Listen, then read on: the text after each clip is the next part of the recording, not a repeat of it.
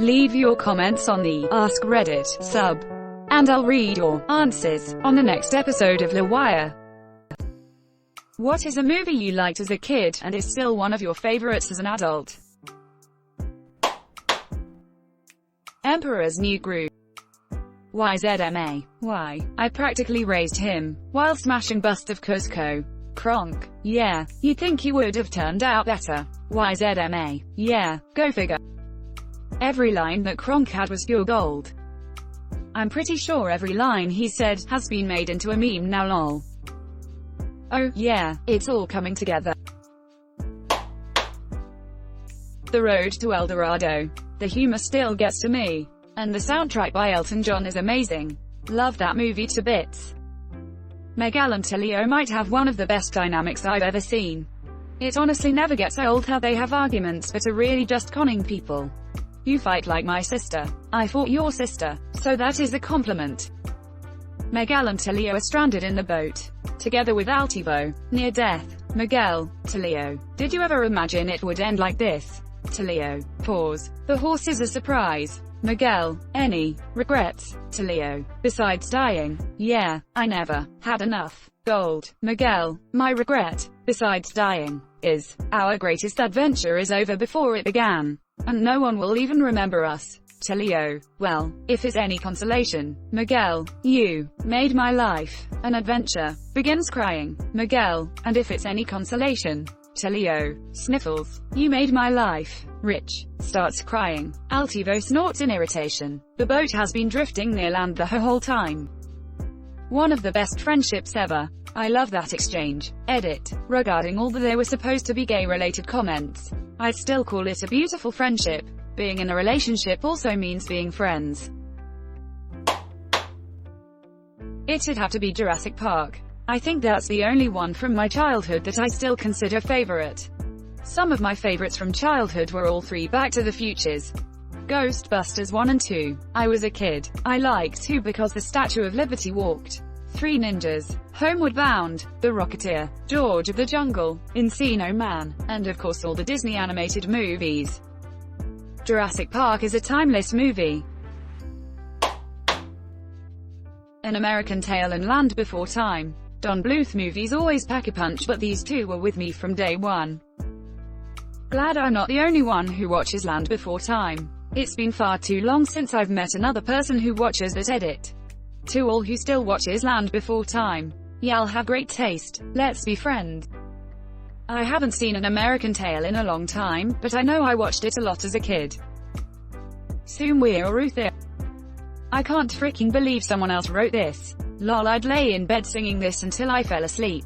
Imaging I was a poor, plucky little mouse on an adventure, until my mother yelled for me to shut up after 2.5 hours of the first verse sung repeatedly. Treasure Planet. I'm watching The Road to El Dorado as we speak. One of the funnest animated adventures I'd say. Don't forget Emperor's New Groove. Road to El Dorado is a close second for me, though. This one is criminally underrated. Because Disney did everything they could to make sure it failed. They were pretty much obligated to make it after quite a few box office successes from the creators.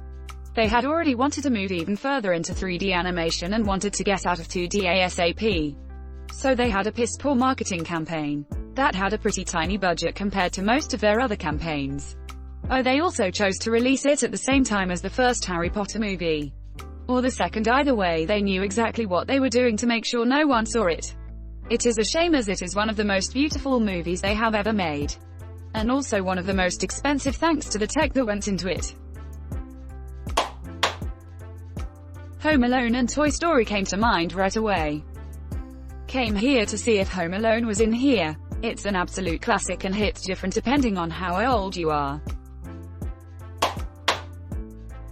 Cool Runnings. Feel the rhythm, feel the rhyme, get on up, it's bobsled time. Edit. Wow, this blew up. Very happy so many of you spent as much time quoting this movie as I did growing up.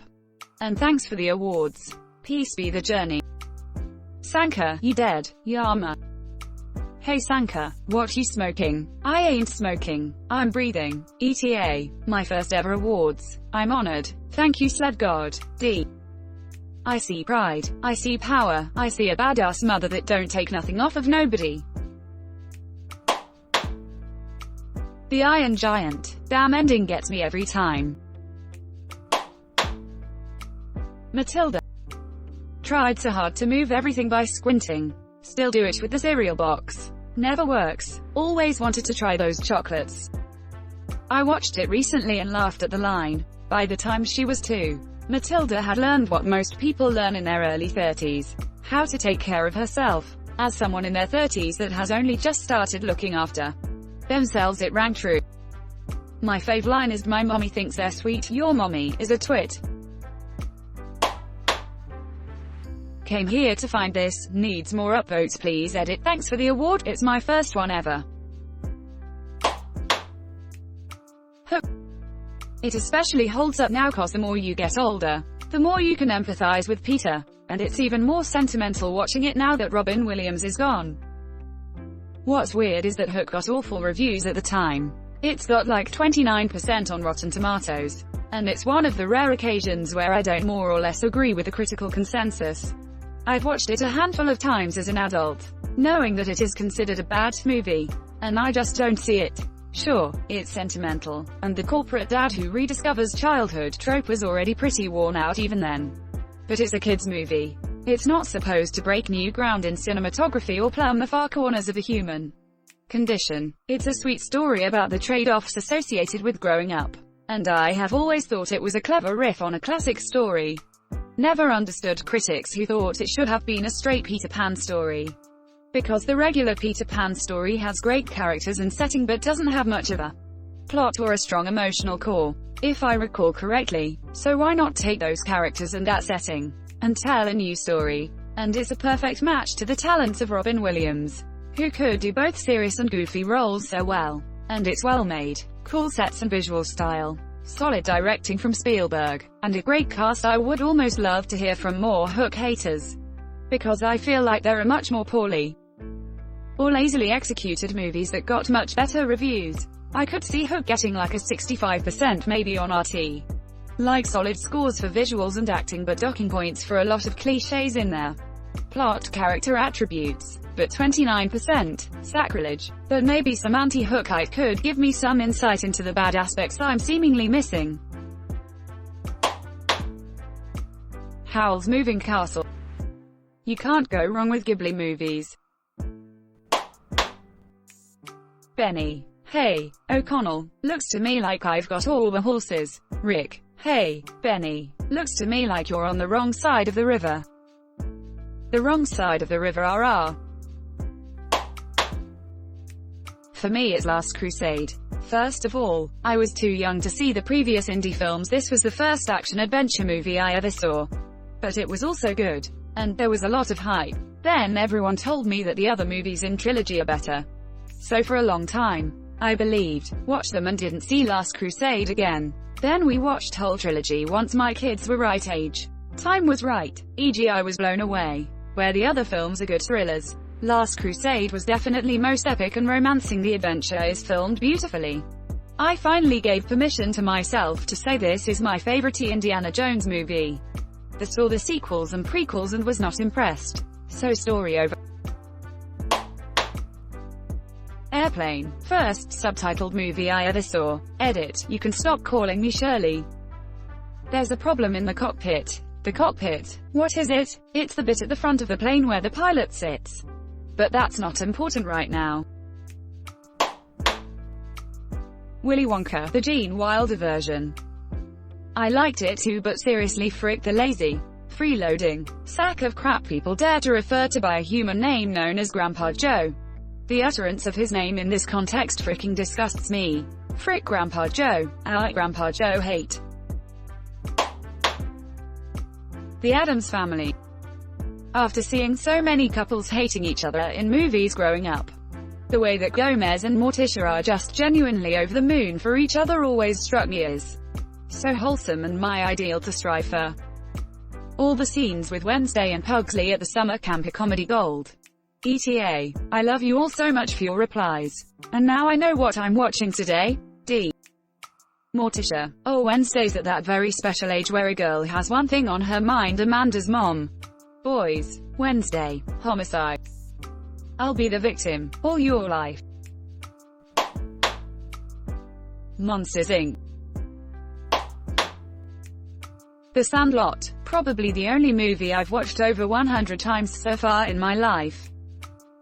Remember, kid, there's heroes and there's legends. Heroes get remembered, but legends never die. Follow your heart, kid. You can never go wrong. I watched Spirited Away on Cartoon Network as a kid. I think they had a month of Miyazaki films where they would show one every weekend. I absolutely fell in love with the movie, and it had a major impact on me. It told me, a young girl at the time, that you can be strong and courageous even if the outlook seems bleak. And as long as you have kindness in your heart, there will be people who will support you that you didn't even know before.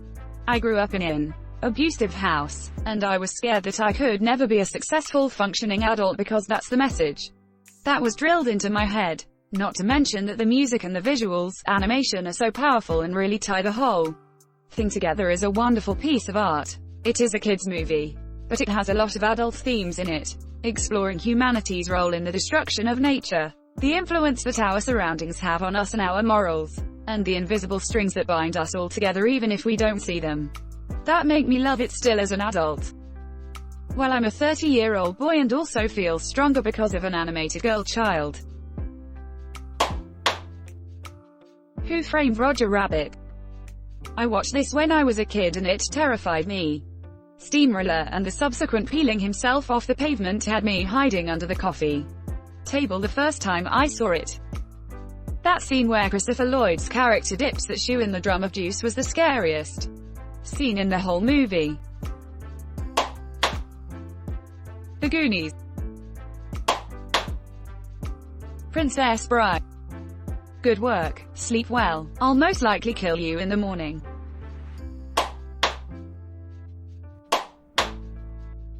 The Labyrinth! Exclamation mark, exclamation mark. Princess Mononoke, beautiful artistry, powerful themes and sub-themes, fantastic characters. The Pagemaster. Hocus Pocus. Jumanji.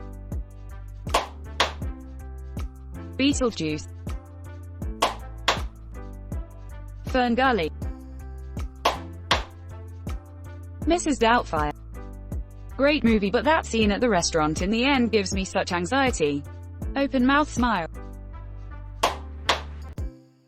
An American Tail, Fievel Goes West. Robin Hood, the 1973 Disney-produced animated film. The Nightmare Before Christmas. Terminator 2.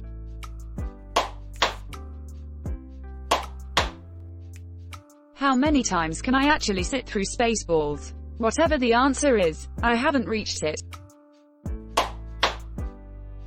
I've been scrolling looking for someone to say Ninja Turtles. It only gets better with time. The themes of disillusionment of youth coming of age, the guiding power of fathers for their sons, the strength of brotherhood when limits are tested, the consequences of sins of the deep past and fate that follows across decades and continents, the turmoil of outsiders and misfits seeking their place in a brutal and indifferent society. It shows a nuanced relationship between media and law enforcement. It's dark, gritty, violent, yet also funny and heartwarming. This movie would have been a success no matter what. They did not need to make it a masterpiece, but they did, and I love it more every time I watch it. The class is Payne 101. Your instructor is Casey Jones.